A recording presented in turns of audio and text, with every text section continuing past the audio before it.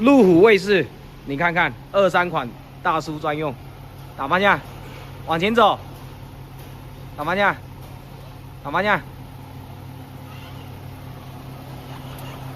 现在又不响了，轴承还有半轴的螺帽响，正常是半轴螺帽，哎，又响了，你看，慢一点点，哎，又响了。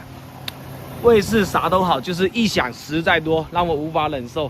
车内异响也是特别多，又响了，看到没？哎，够厉害吧？我又要去保修了。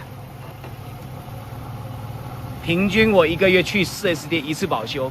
如果你有强迫症的人，你千万别买卫士。卫士这个车真不适合你，只适合我，因为我有时间去修车，而你没时间，你要去赚钱。家人们，那边是响的特别厉害，看一下这边，这边也会响，啪啪啪啪的响。通病，半轴螺帽换掉。卫士让我又爱又恨啊！内饰异响实在严重，还有这个门开不起来，兄弟们啊，这边的可以，那边开不起来。你们看一下，这个门开不出来，这里会卡到。你看，你说说这卫士，百年路虎毁于什么？你们自己填充一下，好吗？家人们，再见。